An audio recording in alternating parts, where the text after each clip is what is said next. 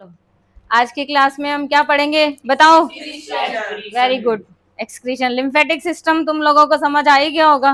जिसने पढ़ा है उसको समझ आ गया, नहीं पढ़ा उसको नहीं आएगा। ठीक है, चलो एक्सक्रीशन का मतलब क्या होता है बताओ।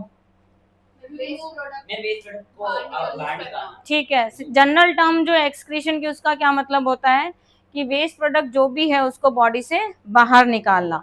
तो एक्सक्रीशन एक तरह का क्या होता है, बायोलॉजिकल प्रोसेस होता है जिसमें हम क्या करते हैं, हार्मफुल जो भी मेटाबॉलिक वेस्ट होता है उसको एलिमिनेट करते हैं। अब मेटाबॉलिक वेस्ट में स्पेशली क्या होते हैं, नाइट्रोजिनस वेस्ट जो होते हैं। ठीक है, तो इस प्रोसेस को हम क्या बोलते हैं आपके एक्सक्रीशन की। Biological process of elimination of harmful metabolic waste from the body of organism is called excretion. ठीक है, एक्सक्रीशन जो है ना, अब नाइट्रोजिनस वेस्ट मैंने बोला आप लोगों को कि स्पेशली जो नाइट्रोजिनस वेस्ट है, तो उस नाइट्रोजिनस वेस्ट के बेसिस पे जो भी एनिमल है ना, उनको हमने मतलब एक्सक्रीटरी प्रोडक्ट के बेसिस पे 3 कैटेगरीज में डिवाइड किया है। कौन कौन सी है, अमीनोटैलिक, यूरिकोटैलिक एंड यूरियोटैलिक। पहली चीज तो ये अमीनोटैलिक जो अमोनिया प्रोड्यूस करते हैं, यूरियोटैलिक जो यूरिया प्रोड्यूस करते हैं, यूरिकोटैलिक जो यूरिक एसिड प्रोड्यूस करते हैं। तो इसका मतलब जो नाइट्रोजिनस वेस्ट है ना, उसमें 3 टाइप के हो गए, ये ammonia, uric acid and urea. ठीक है, ये 3 नाइट्रोजिनस वेस्ट है। तो देखो अमीनोटैलिक कौन से होते हैं कि जो आपके क्या करते हैं, ऑर्गेनिज्म अमोनिया प्रोड्यूस करते हैं एज ए वेस्ट। अमोनिया जो होता है ना, हाईली टॉक्सिक सब्सटेंस है, हाईली टॉक्सिक है, वाटर में सॉल्यूबल है ये। ठीक है, तो इसको एक्सक्रीट करने के लिए बॉडी से जो है आपके बहुत सारे वाटर की रिक्वायरमेंट होती है। कौन कौन से ऑर्गेनिज्म, तो जैसे एक्वेटिक एनिमल्स हो गए, बोनी फिशेज हो गई, अमीबा है, टेडपोल। टेडपोल पता है ना क्या होता है?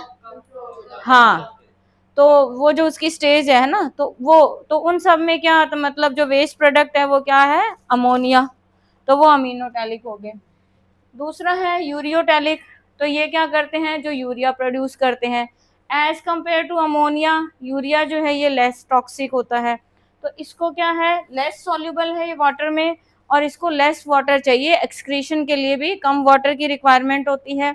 और ये किसमें मतलब कौन से एनिमल्स होंगे, कार्टिलेज वाली फिश जो होती है। ठीक है, शार्क हो गया, फ्रॉग है। अब देखो टेडपोल जो है वो अमोनिया एक्सक्रीट करता है, फ्रॉग जो है वो क्या करता है, यूरिया एक्सक्रीट करता है। मैमल्स जो हैं तो उन सब में क्या होता है, वेस्ट प्रोडक्ट यूरिया।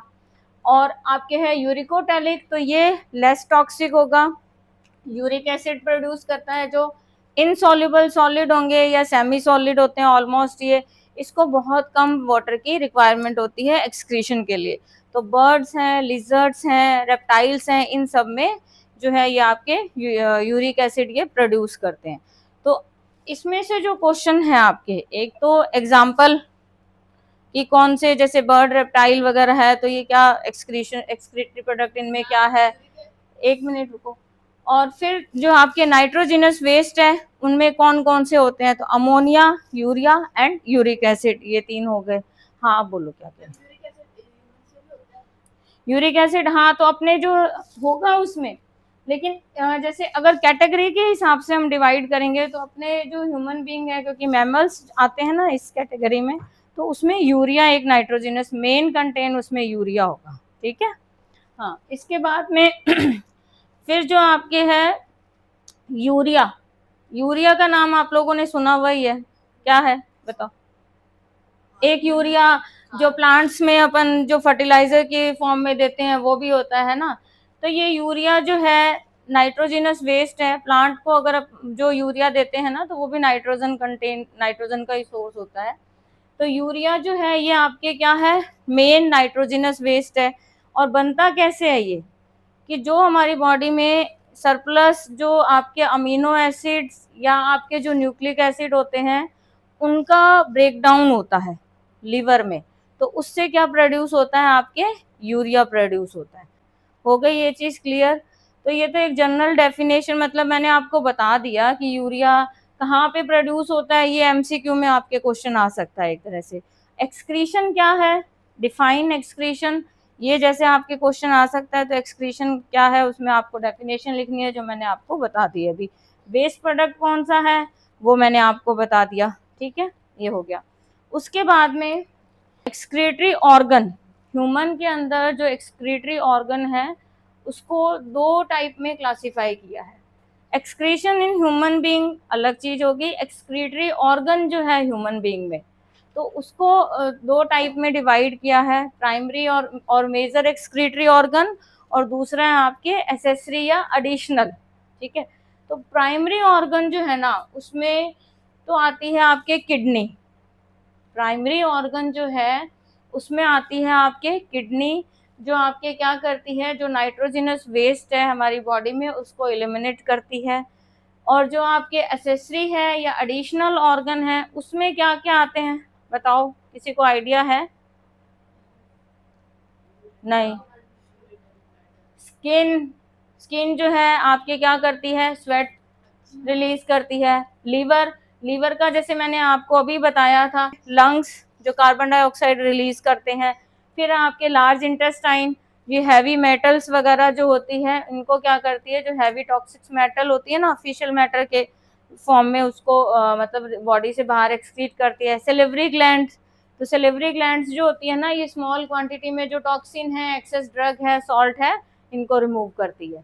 तो ये जस्ट फॉर आपके जनरल नॉलेज के अकॉर्डिंग के लिए बताया है मैंने। अगर एमसीक्यू का क्वेश्चन आ जाता है आपके तो ये ध्यान रखना कि एसेसरी ऑर्गन्स जो है उसमें skin, liver, lungs, large intestine, small intestine, ये सारे हैं आपके एसेसरी ऑर्गन्स या एडिशनल ऑर्गन्स जो आपके मेटाबॉलिक वेस्ट को रिमूव करते हैं बॉडी से।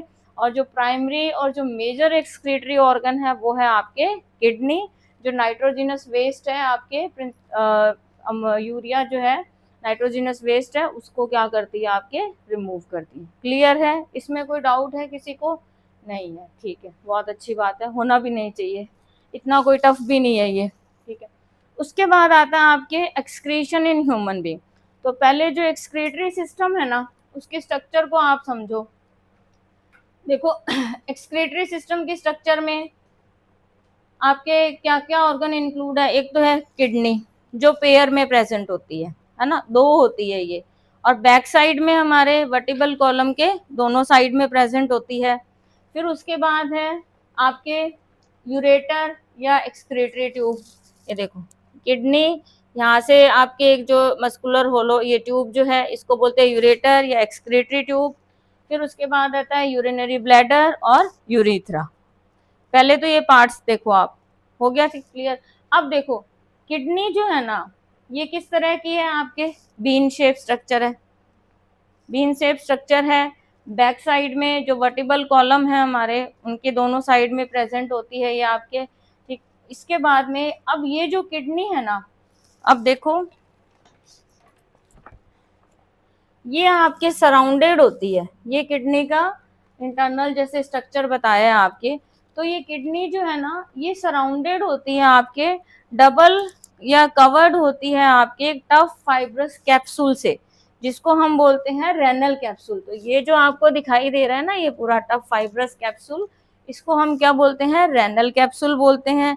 अब ये जो रेनल कैप्सूल है ना इसमें भी क्या होता है, आउटर साइड जो है उसको तो हम बोलते हैं रेनल कॉर्टेक्स, ठीक है। आउटर जो साइड दिख रही है इसकी आउटर रीजन जो है उसको हम बोलते हैं रेनल कॉर्टेक्स, और जो इनर वाला रीजन है इसको हम बोलते हैं renal medulla, renal medulla. Clear है? अब देखो यहाँ से क्या आ रही है, रेनल एर्टरी और ये रेनल वेन। तो यहाँ पे देखो ये जो आपको दिखाई दे रही है ना, यहाँ पे ये जो है ये डोर्सल अरोटा जो है इसके आगे ब्रांच है रेनल आर्टरी, है ना। यहाँ पे आपके क्या है, ये वेन है। तो ये क्या करती है, जो रेनल आर्टरी जो है ये क्या करती है, ब्लड जो है वो लेके आती है कहाँ पे, किडनी में लाती है। और वेन जो है ये क्या करती है, कैरी करती है आपके जो क्लीन ब्लड है फ्रॉम द किडनी। पहले हम स्ट्रक्चर समझ रहे हैं, जो भी पार्ट इसमें इंक्लूड है उनकी स्ट्रक्चर समझ रहे हैं, किसका क्या फंक्शन है वो साथ साथ मैं बता रही हूँ, क्योंकि जो क्वेश्चन आता है उसमें आपके फंक्शंस पूछे जाते हैं। जैसे किडनी का क्या रोल है, किसका क्या है ना, अलग अलग जो भी हम पार्ट पढ़ते हैं तो उनके फंक्शंस पूछे जाते हैं। तो इस तरह से जरूरी नहीं होता कि पूरा एक्सक्रीटरी सिस्टम जो है वो आपके एक्सप्लेन करने के लिए आए। आपको क्या एक डायग्राम आ जाता है, उसकी लेबलिंग कर दे देते हैं, पार्ट्स दे देते हैं, उसमें कि इसको लेबल करो और उसका फंक्शन लिखो। तो उसके अकॉर्डिंग क्वेश्चन इस तरह से, मतलब 5 मार्क का क्वेश्चन होगा तो उसमें इस तरह से आते हैं, 3-4 क्वेश्चंस बन के आते हैं। ठीक है, तो किडनी की स्ट्रक्चर समझ में आई है आप लोगों को? Renal cortex, renal medulla, capsule, ये सब समझ में आ गया। अब इसका फंक्शन क्या होता है?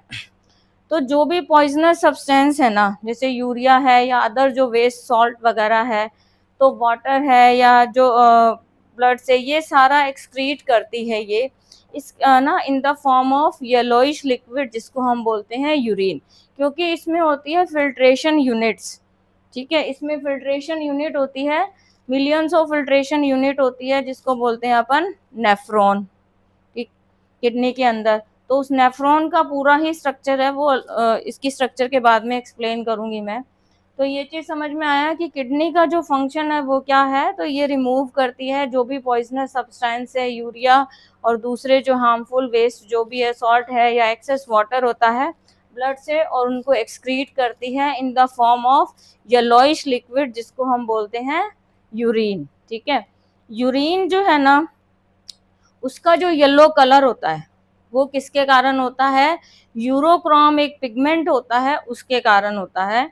ये आप थोड़ा याद रखना कि yellow colour of urine is due to the urochrome pigment, इसके कारण होता है पेल येलो कलर।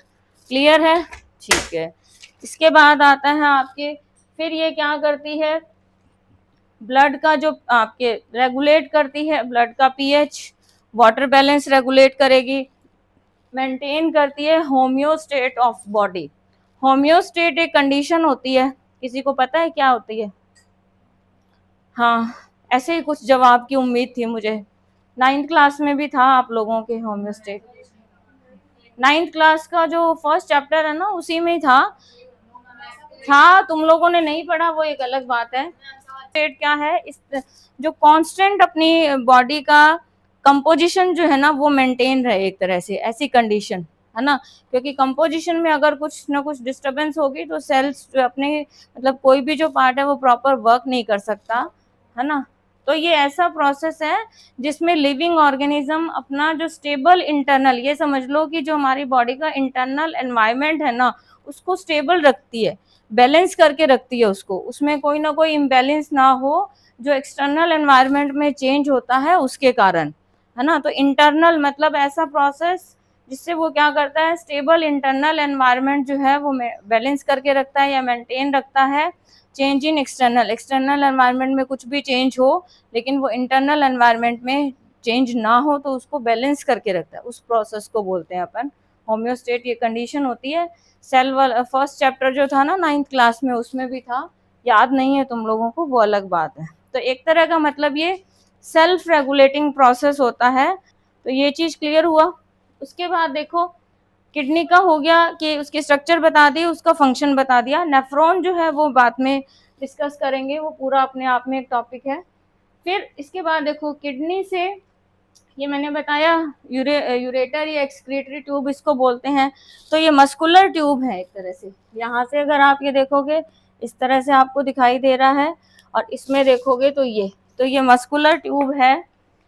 ये क्या करती है, क्योंकि यूरिन की फॉर्मेशन हो रही है, यहाँ पे बताया था मैंने कि पेल येलो जो लिक्विड है यूरिन, तो यूरिन की जो फॉर्मेशन होती है ना, यूरिन यहाँ से पास होगा, ये जो ट्यूब है एक्सक्रीटरी ट्यूब या यूरेटर, तो इसका फंक्शन क्या होता है कि किडनी से यूरिन को ये कहाँ लेके जाती है, आपके यूरिनरी ब्लैडर में ड्रेन आउट करती है आपके यूरिन को किडनी से। ये इसका फंक्शन है। स्ट्रक्चर में आपको ये याद रखना है कि ये मस्कुलर ट्यूब होती है एक तरह से, जो किडनी से अराइज होगी और ओपन होती है यूरिनरी ब्लैडर में। तो दोनों किडनी से देखो आ रही है, ये क्लियर है, इसका फंक्शन भी क्लियर है। उसके बाद आता है आपके यूरिनरी ब्लैडर। तो ब्लैडर क्या है, पियर शेप बैग लाइक स्ट्रक्चर होती है एक तरह से। ये क्या करता है, यूरिन जो है इसमें कलेक्ट होता है। किडनी में यूरिन फॉर्मेशन हुई, यूरेटर के थ्रू यूरिन जो है इसमें आता है, ब्लैडर में आता है। ब्लैडर में यूरिन जो है वो स्टोर रहता है, सम टाइम, और फिर उसके बाद पास आउट हो जाता है ये आपके यूरिथ्रा, जो एक ओपनिंग होती है उससे, मस्कुलर ओपनिंग है, तो यहाँ से आपके यूरिन जो है वो पास आउट हो जाता है। हो गया क्लियर? ये सारा जो था एक्सक्रीटरी सिस्टम की स्ट्रक्चर। अब देखो इसमें भी आप लोगों को मैंने बता ही दिया था कि आउटर रीजन इसका जो रेनल कॉर्टेक्स हो गया, ये सारा बता दिया, इनर वाला उस डायग्राम से मैंने एक्सप्लेन कर दिया था। हो गया, क्लियर हो गया ये? बोन नहीं है यहाँ पे, ये देखो एक कैविटी है इसके सेंटर में, है ना, किडनी में। तो ये क्या करती है, यूरिन को कलेक्ट करेगी और यहाँ से कहाँ लेके जाती है, ये यूरेटर में पास करती है, फनल मतलब करती है उसको यूरेटर में। ठीक है, क्लियर है सबको? ठीक है। उसके बाद जो है आपके नेफ्रॉन, नेफ्रॉन की स्ट्रक्चर हम पढ़ेंगे। तो नेफ्रॉन क्या है आपके, नेफ्रॉन जो है, जो किडनी है ना आपके, ये जो किडनी है, तो ये इसमें आपके large number of almost 1 million, ठीक है, एक्सक्रीटरी फिल्ट्रेशन यूनिट्स होती हैं, क्योंकि यूरिन यहाँ पे बन रहा है, तो इसमें large number of excretory filtration unit होती है, जिसको हम बोलते हैं नेफ्रॉन या यूरिनिफेरस ट्यूब्यूल। ये देखो, ये इसकी स्ट्रक्चर है ना, दिखने में तो बहुत ही थोड़ी सी कॉम्प्लिकेटेड सी लग रही है, याद करने में भी थोड़ा तुम्हें लगेगा कैसे है, लेकिन याद करनी पड़ेगी, कोई ऑप्शन नहीं है तुम्हारे पास में। ठीक है, तो ये जो है आपके, अब ये समझ में आने के बाद बहुत सिंपल लगेगा तुम्हें। अब इसके रीजन देखो, तो नेफ्रॉन जो है, इसके रीजन को 4 पार्ट में डिवाइड किया गया है आपके। एक तो है ये कप लाइक स्ट्रक्चर, जिसको बोलते हैं वोमन कैप्सूल। ठीक है, ये जो आपको दिखाई दे रहा है ना यहाँ पे, कप जैसी स्ट्रक्चर है, इसको बोलते हैं वोमन कैप्सूल।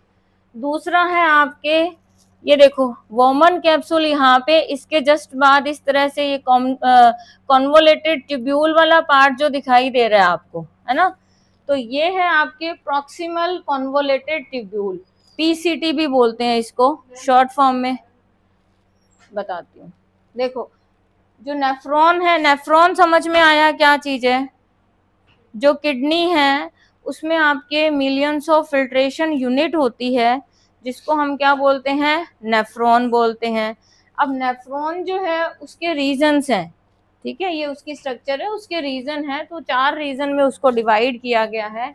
एक तो ये आपके देखो कप लाइक स्ट्रक्चर है इस तरह से, इसको बोलते हैं वोमन कैप्सूल। ठीक है, डबल वॉल होता है, ये कप शेप होता है, और ये आपके जो मैंने आपको किडनी के जो पार्ट बताए थे ना यहाँ पे, कि रेनल कॉर्टेक्स और रेनल मेडुला, 2 पार्ट बताए थे ना, तो जो रेनल कॉर्टेक्स वाला पार्ट है ना, वहां पे प्रेजेंट होता है ये इसके अंदर। तो इसमें ये जो वोमन कैप्सूल है, इसमें ब्लड कैपिलरीज का नेटवर्क होता है, ब्लड कैपिलरीज का नेटवर्क है, इसको हम बोलते हैं ग्लोमेरुलस। ये देखो, ये जो दिख रहा है ना आपको रेड कलर का, ये है ग्लोमेरुलस। तो फिल्ट्रेट जो है वो क्या होता है, ब्लड जो है ना, ब्लड को फिल्टर करता है, जैसे ही ब्लड इसमें आएगा तो ब्लड इसमें से फिल्टर होगा। तो वोमन कैप्सूल, ये वोमन कैप्सूल प्लस इसके साथ जो ये ग्लोमेरुलस है, इन दोनों को हम कलेक्टिवली क्या बोलते हैं, मेल्पीजियन बॉडी बोलते हैं इनको। ये पूछा जाता है कई बार, मेल्पीजियन बॉडी। तो वोमन कैप्सूल और इसमें जो प्रेजेंट होता है ब्लड कैपिलरीज का नेटवर्क, इन दोनों को कलेक्टिवली हम क्या बोलते हैं, मेल्पीजियन बॉडी या रेनल कॉर्पस भी बोलते हैं। ठीक है, क्लियर है ये चीज? ग्लोमेरुल वोमन कैप्सूल की स्ट्रक्चर समझ में आ गई आप लोगों को? Cup shape structure, double wall होता है ये, और ये आपके कहाँ पे प्रेजेंट होता है, रेनल कॉर्टेक्स में। इसमें क्या होता है, ब्लड कैपिलरीज का बंडल होता है, और ये क्या करता है, जिसको हम बोलते हैं ग्लोमेरुलस। जहां पे ब्लड कैपिलरीज है उनका उससे रिलेटेड वर्क होता है ना, जैसे हमने उसमें पढ़ा था एल्वियोलाई में ब्लड कैपिलरीज का था, तो वहां पे उन्होंने क्या किया था, गैसेस एक्सचेंज में हेल्प करी थी। अब क्योंकि यहाँ क्या है, फिल्ट्रेशन का वर्क है, तो ये जो ब्लड कैपिलरीज है ये क्या करती है, फिल्टर करती है ब्लड को जब इसमें से पास होता है। क्लियर हो गया? एक रीजन कंप्लीट हो गया। दूसरा मैंने बताया था प्रॉक्सिमल कॉन्वोलेटेड ट्यूब्यूल, यानी कि पीसीटी, प्रॉक्सिमल कॉन्वोलेटेड ट्यूब्यूल। तो देखो इस तरह से ये जो आपके ट्यूब की फॉर्म में है, लेकिन ऐसे पूरा इसका बना हुआ है। तो ये कहाँ से स्टार्ट होता है, डायग्राम से ही देखो, जो आपका वोमन कैप्सूल है उसकी कहाँ से, बैक साइड से स्टार्ट हो रहा है और हाईली कन्वोलेटेड है, मतलब पूरा इस तरह से, है ना। और अब देखो, और ये भी कहाँ होता है, रेनल कॉर्टेक्स में। रेनल कॉर्टेक्स और मेडुला दो पार्ट जो मैंने बताए थे आपको, तो रेनल कॉर्टेक्स वाले पार्ट में ही होता है ये। और इसकी जो वॉल होती है ना, उसमें क्या होती है, आपके सिंगल लेयर होती है। ये जैसे ग्लोमेरुलस की थी, ये मैंने बताया था, ये इसकी थी वोमन कैप्सूल की डबल वॉल थी, इसकी वॉल होती है, वॉल जो है वो सिंगल वॉल है। और आपके क्यूबॉइडल सेल्स, जो क्यूबॉइडल टिश्यू बना हुआ था, पढ़ा था 9th क्लास में, उससे मिलके बनती है। और इसमें होती है माइक्रोविलीज। अब देखो, माइक्रोविलाई इसकी सरफेस पे होती है, तो वो क्या करती है, विलाई का काम क्या होता है, एक तरह से सरफेस एरिया इंक्रीज करना, है ना, एब्जॉर्प्शन के लिए। तो यहाँ पे भी ये क्या करती है, रीएब्जॉर्ब करती है, कि जैसे एक बार ब्लड इसमें एंटर हुआ, ब्लड कैपिलरीज में फिल्टर हुआ, फिल्टर होने के बाद में फिर क्या होता है, यहाँ से वापस जो फिल्ट्रेट है उसमें से रीएब्जॉर्ब करती है, ठीक है। इसकी जो वॉल है वो सिंगल लेयर क्यूबॉइडल जो सेल्स होती है उसकी होती है, उसमें होती है माइक्रोविलीज। तो माइक्रोविलीज का क्या काम है, रीएब्जॉर्प्शन करती है। मतलब ये जो पीसीटी वाला पार्ट है ये रीएब्जॉर्ब करता है। एक बार तो यहाँ पे ब्लड जब इसमें से पास होगा तो एब्जॉर्प्शन होता है, फिर जो फिल्ट्रेट यहाँ आएगा तो वापस से इसमें क्या होता है, रीएब्जॉर्प्शन होता है। किसका, वाटर है, ग्लूकोज है, अमीनो एसिड्स हैं, प्रोटीन, इलेक्ट्रोलाइट्स, विटामिन्स, है ना, इन सब का रीअब्जॉर्प्शन होता है। और ये क्या करता है, रेगुलेट करता है सोडियम और पोटेशियम लेवल जो होता है हमारी बॉडी में, उसको रेगुलेट करता है। तो ये इसका फंक्शन हो गया, इसका इस रीजन का हो गया काम। हो गया क्लियर, पीसीटी सबको समझ में आया। अब देखो, ये जो पीसीटी है ना, यहाँ से देखो, यहाँ जा रहा है, इधर आ रहा है, यहाँ से आ रहा है। अब ये देखो यहाँ आ गया, यहाँ आ रहा है ना, इधर वाला ये जो पार्ट है ये बाद में देखो, यहाँ से देखना, यहाँ से यूं पूरा कन्वोलेटेड। अब देखो यहाँ पे, अब इस जगह आके ये क्या हो गया आपके, एक ये देखो ये स्ट्रक्चर बन रही है आपके, किस तरह की, यू शेप स्ट्रक्चर बन रही है, ठीक है। ये जो यू शेप स्ट्रक्चर है इसको हम बोलते हैं loop of Henle. Loop of Henle पे क्वेश्चन आता है बहुत बार। तो जब आपके ये जो यू शेप स्ट्रक्चर है, थर्ड रीजन जो इसका है लूप ऑफ हेनले, ये वाला, ये यहाँ से ये देखो ये वाला लूप ऑफ हेनले, तो इसकी जो स्ट्रक्चर है ये यू शेप है, पहली चीज तो ये। दूसरा, ये आपके कौन से पार्ट में होता है, जो वोमन कैप्सूल और पीसीटी ये दोनों थे आपके रेनल कॉर्टेक्स में, ये होता है रेनल मेड्यूला वाले पार्ट में, पहली चीज तो ये। दूसरा, इसमें क्या होती है, देखो इस तरह से आपके डिसेंडिंग लूप और असेंडिंग लूप, दो ये पैरेलल आपको दिखाई दे रही है, स्ट्रेट पैरेलल लिम्स बोल सकते हैं, या इसके जो लूप है एक असेंडिंग लूप है इस तरह से, एक है आपके डिसेंडिंग लूप, पैरेलल है दोनों। देखो दोनों, एक साइड में तो ये पीसीटी से कनेक्टेड है, दूसरी साइड में ये देखो वापस यहाँ आगे जो इसका नेक्स्ट पार्ट आएगा डिस्टिल कन्वोलेटेड ट्यूब्यूल डीसीटी, उससे कनेक्टेड होगा। तो अब देखो, अब क्या होता है आपके, इनका भी क्या काम है, रीअब्जॉर्प्शन का ही काम है। वाटर एंड सोडियम क्लोराइड जो आयंस होते हैं फिल्ट्रेट से, उनको ये क्या करता है, रीअब्जॉर्ब करता है। अब इसमें देखो, ये वाला जो है डिसेंडिंग लूप और ये है असेंडिंग लूप। तो डिसेंडिंग लूप जो है ये तो क्या करता है, वाटर को अलाउ करता है पास होने, मतलब जो फिल्ट्रेट है उसमें से इंटेस्टाइनल फ्लूइड जो है उसमें पास होने के लिए अलाउ करेगा। और जो आपका असेंडिंग लूप है ये रीअब्जॉर्ब करता है सोडियम आयन को, क्लोराइड आयन को, जो भी फिल्ट्रेट है, इनटू इंटेस्टाइनल फ्लूइड, जो कल मैंने बताया था, इंटेस्टाइनल फ्लूइड जो कल हमने लिम्फेटिक सिस्टम में बात करी थी, ठीक है। क्लियर हो गया, इसका यही काम है। तो इसका फंक्शन क्या है, reabsorption sodium and chloride ion, ठीक है, फ्रॉम द फिल्ट्रेट।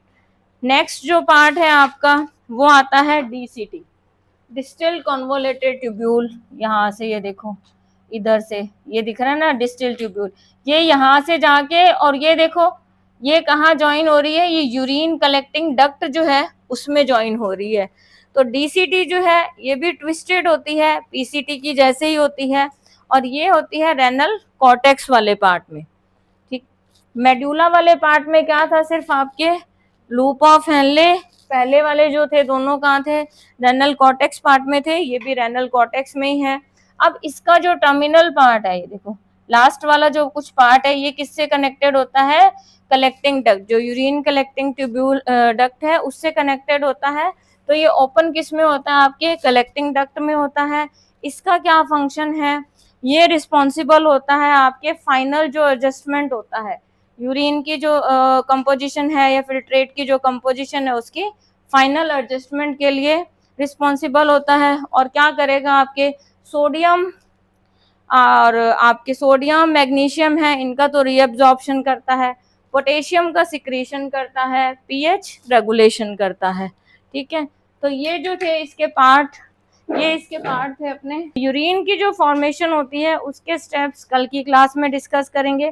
कुछ कुछ चीजें मैंने आपको इसमें बता दी थी, लेकिन पूरा जो स्टेप बाय प्रोसेस है वो मैं बताऊंगी। होगा वैसे इसी तरह से, यहाँ से एंटर होगा, फिर फिल्टर होगा, इसी पूरे स्टेप्स जो है कन्वोलेटेड पार्ट में से पास होगा, फिर रीअब्जॉर्प्शन होगा, लेकिन वो स्टेप बाय स्टेप प्रोसेस कल की क्लास में डिस्कस करेंगे। आज की क्लास के लिए इतना ही। Thank you.